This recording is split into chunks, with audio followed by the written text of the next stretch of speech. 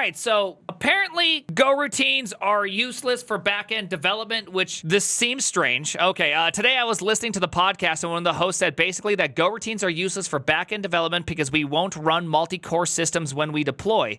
We run multiple single-core instances. So I was wondering if it's in your experience true that strange phrase that nowadays we usually deploy only single core instances. I'm not a Golang developer. I'm a junior Java developer. Okay, hey, respect. Hey, give the man a little bit of respect. Okay, he's coming out here, junior Java dev, pleated pants on.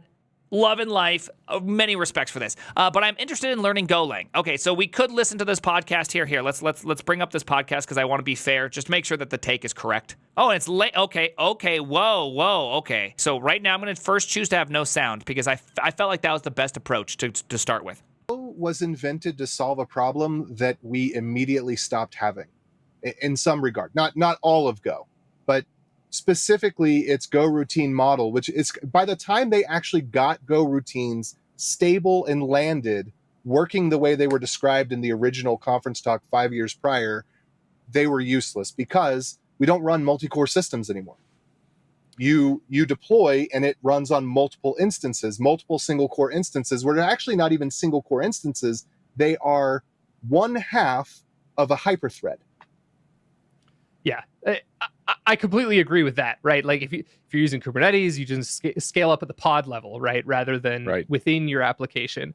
Though I will say there's been a lot of times where it was really nice to be able to just run a quick background job on the same server for the reason that I don't need to reach to the infrastructure to solve the problem for me.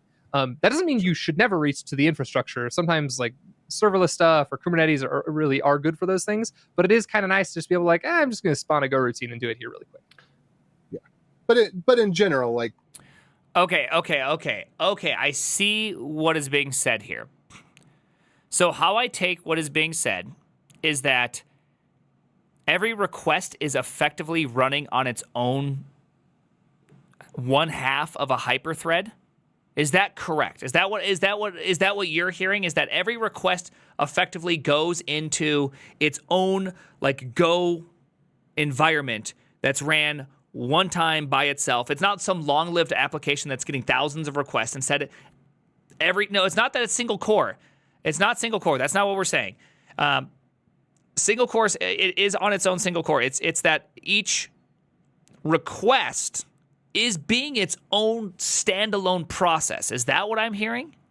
Yes, one core per request. Okay, so if it's true, okay. No. Yes, but no one actually does that.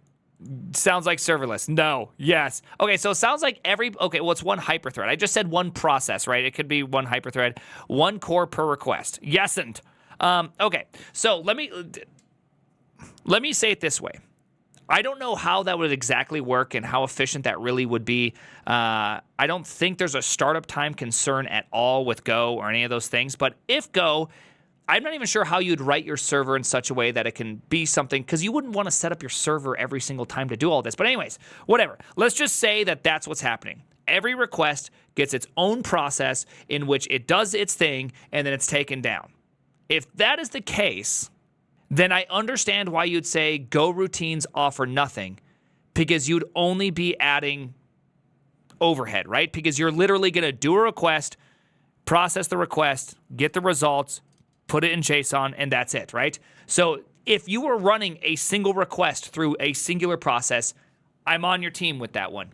That makes sense. Now, I'm having a hard time visualizing or understanding why you would do that.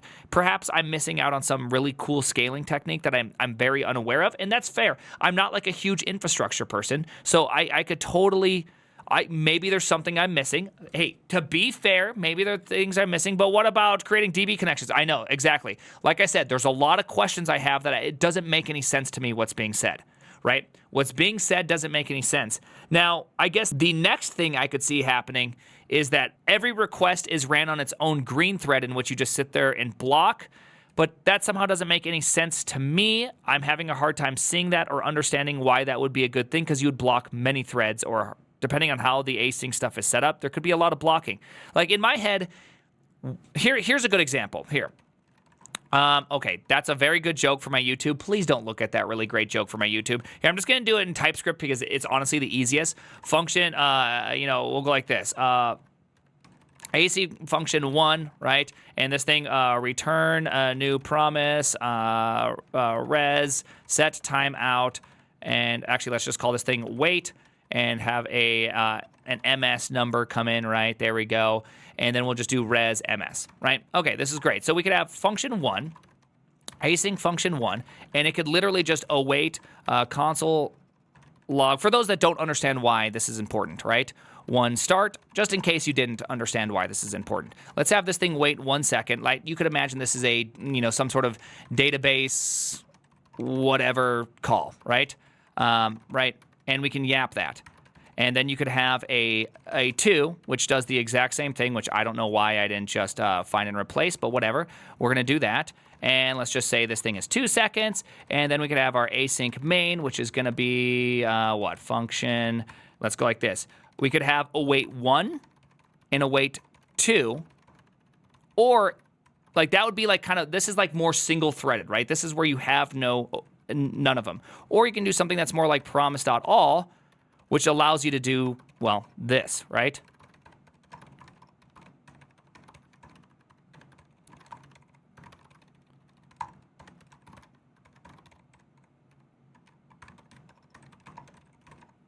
Oh my goodness. This example's getting kind of long, people. This example's getting kind of long, people.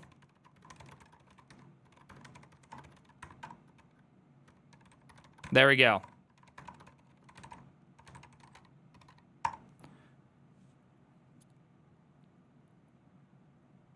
So it's like, why wouldn't you want to do this one?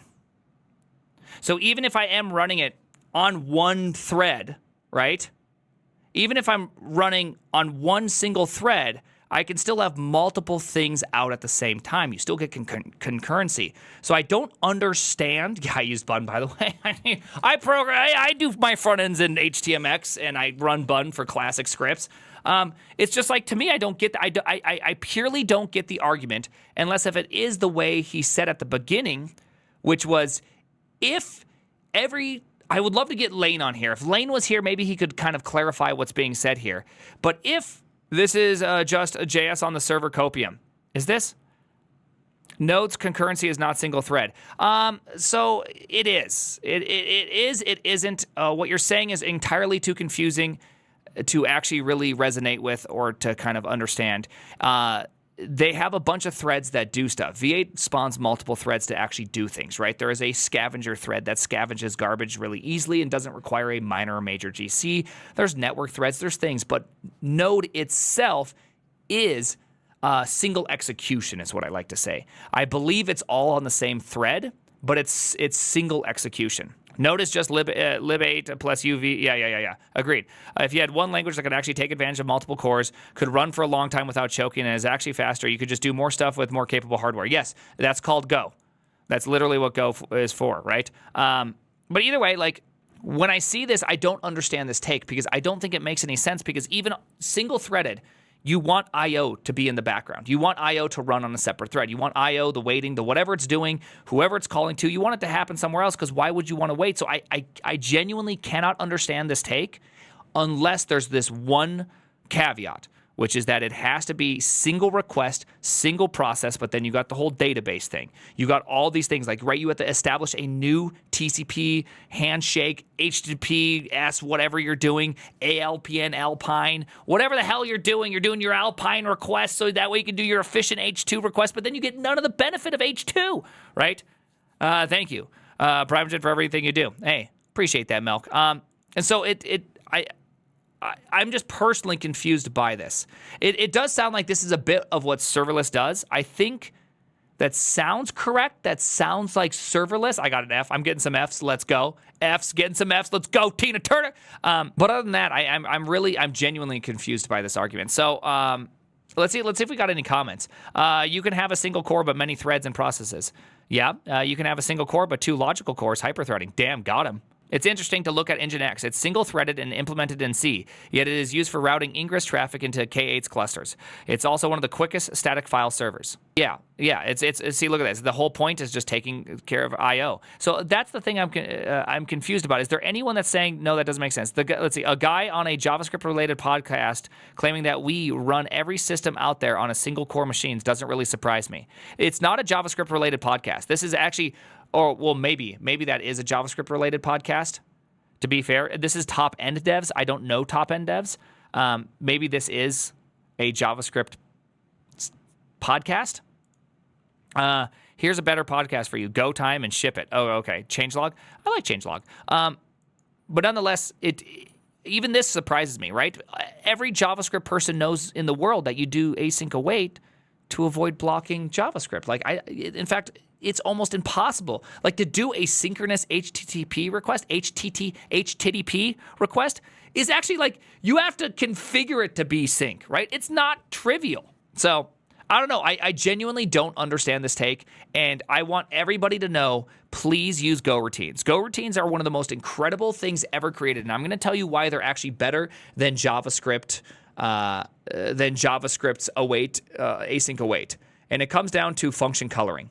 Right? So if you're not aware of function coloring, effectively, if you have one function that's async and one function that's sync, you have to call each function differently. They have to exist differently in different functions. And if you have a function that's async, the calling function that wants to use it nicely has to become async itself. It's called a leaky abstraction, right? One makes everybody else have it, and then it spreads all the way backwards, right? It's the same thing with like the result type in Rust or the async in Rust, right? It kind of colors it. The types and async color in Rust, where you just keep on passing backwards. And so when it comes to doing this, I actually do want to read what you're trying to say here, Ryan. But what Go does that's so incredible is that it literally doesn't have function coloring. You don't know if the function you're using is going to be async or sync. And that's incredible. You may get a channel out, and a channel you sit there and you synchronously wait for the next results.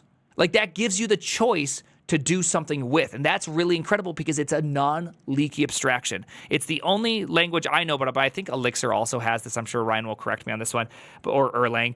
There's other languages with, these non-colored functions. And so I just, to me, that's just super incredible.